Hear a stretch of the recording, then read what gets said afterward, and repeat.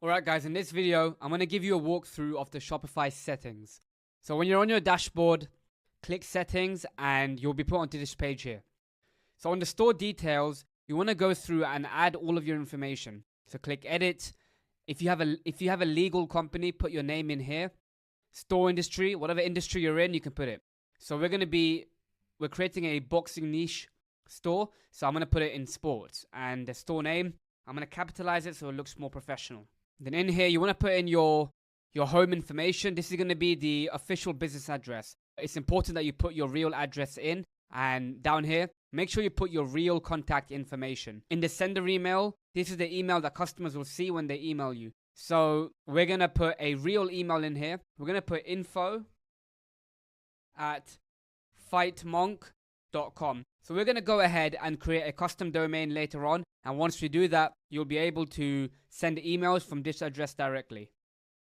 After that, you're going to put your store currency. So for example purposes, we're going to put US dollars.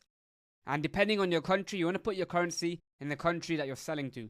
If you're selling to the UK, put the UK. If you're selling to Australia, put Australia, and so on. And then your time zone, you just put your local time zone in here.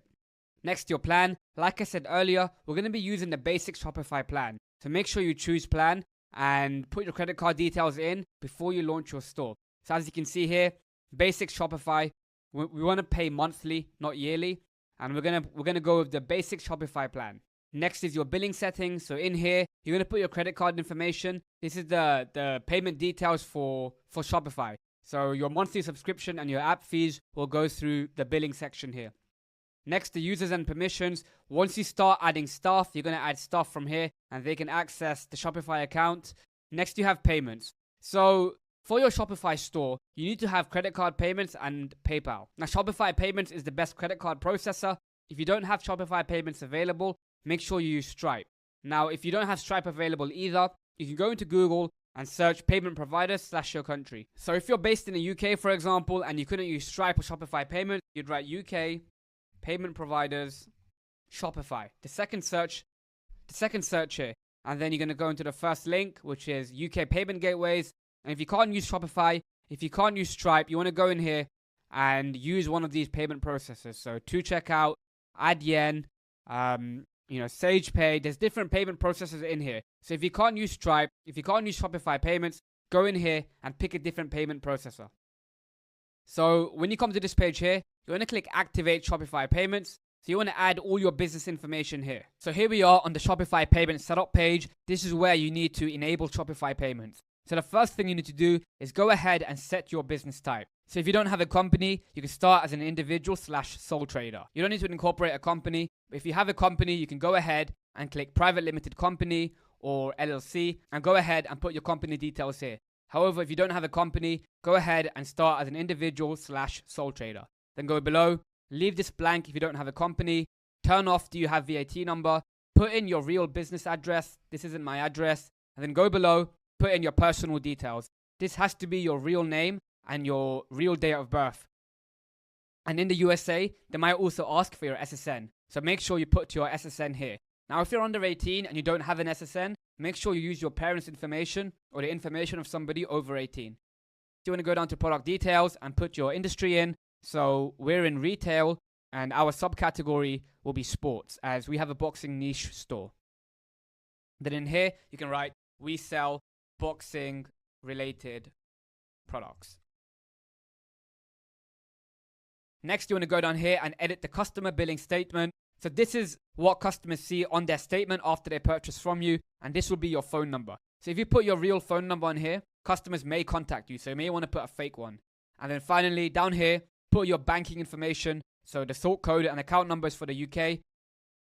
And then finally, enable local currency so customers can check out in their own currency. And then click Complete Account Setup, and Shopify Payments should be set up for you.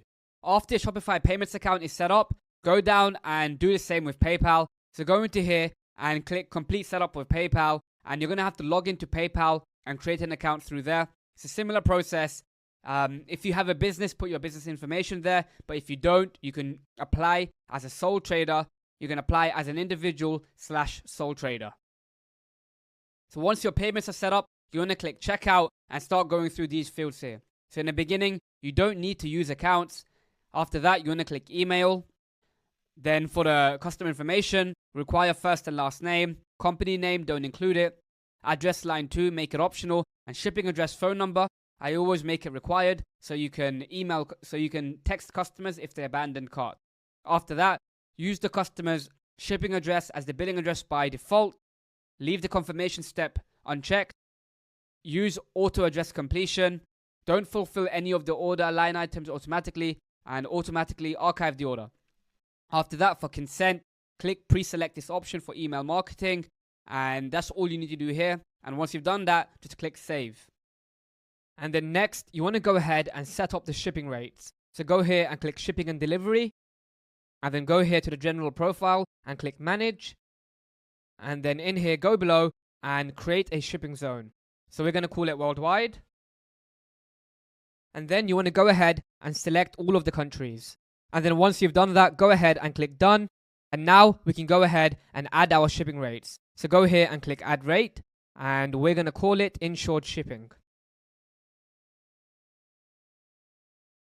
And we're going to do free shipping. So click done. And an easy way for you guys to increase your average order value is to add another shipping rate for customers who want their order processed faster. So to do that, click add rate and call it insured shipping. Plus skip the line. Process my order first. So some customers always want to pay the higher shipping rate, so having this option here allows you to increase your average order value. So we're going to go ahead and charge $2.95. And then click done. And now to fulfill on this, all you have to do is when you start receiving orders, go ahead and fulfill these orders first. And once that's done, go ahead and click save. So now, as you can see, our shipping rates have been set up. Now, one thing that's very important, if you're using a fulfillment app like DS's, make sure you go below and make sure you add the shipping rates for DS's also. So go here and click add rates and use the same rates as shop location. Click done and now click save. And now we're going to skip over to the international markets. So the reason for this is if you don't enable international markets, you won't be able to sell to countries outside your primary market. In the checkout, for example, our primary market is the USA. In the checkout, only customers in the USA will be able to check out. So unless I add international markets, I won't be able to, my store won't let international customers check out. So to do that, I want to come in here and click add market, and I'm going to call it worldwide, and click add countries and regions, and I'm going to go ahead and go through every single one and quickly select every single country in here. So once you've added all of the countries in, as you can see, our store is now able to sell internationally. So now customers from any market can check out on our website. So make sure you have the markets enabled if you're selling internationally. So next we're going to go to taxes and duties. In the beginning, you don't have to worry about tax. Once you start getting consistent orders in, you can go ahead and set up the tax. So in the beginning, you can ignore the tax. Next, you have locations. This is just your store address. There's nothing you have to change in here. After that, you have gift cards. If you create gift cards, you can go in here and set up the settings for them. After that, you have the apps and sales channels. We're going to go through here later on and go through all the apps you need. So in the beginning, you have geolocation and the online store. The online store is the actual storefront from which we're going to be selling our products. After that, the domains. I'm going to go in here later on and purchase a domain for the store. After that, you have the brand section. So in here, you can put your logo, your primary colors, your cover image, slogans, and different things. I'm going to show you guys how to create a logo for your brand in an upcoming video. After that, you have notifications. So when you come in here, you can customize the email templates and have a look at the templates that Shopify sends when customers place an order or when their order is shipped, for example. It's good to come in here and look through everything. Meta fields, you can ignore this. After that, you have your files. So anytime you upload a file, an image, a video, a document, it will be here in this section. After that, you have languages. Don't worry about this. Your store will be in one language in the beginning, and this depends on your local country, of course. And finally, you have the policies. So in here, you can generate policies for your refund policy, your privacy policy, and terms of service. So let's go ahead and create one right now. So for refund policy, then come in here and click create from template. For the privacy policy, click create from template. For the terms of service, click create from template. And then for shipping policies, make it due to high demand. Orders may take 2 to 4 weeks to arrive. Please email us at support@fightmonk.com if you have any questions. And then finally, for the contact information, click create from template. And in here, I want to remove my address and I want to remove my phone number. And that's all you have to do for the contact information. Now, it's important that you guys go through the refund policy and remove the address, for example. So go in here and remove the address. If customers want to return the product to you, they should email you first. You don't want to keep your address on the refund policy. Next, you want to do the same with the privacy policy. So go in here and remove your address. And then go below and you see all these brackets here. Go ahead and remove all of the brackets inside the privacy policy. So go into here and remove all of the brackets. I'm not going to go ahead and do that right now, but you should go in here and remove all the brackets. And then you want to go ahead and do the same with the terms of service. And once that's done, your policies are ready to go.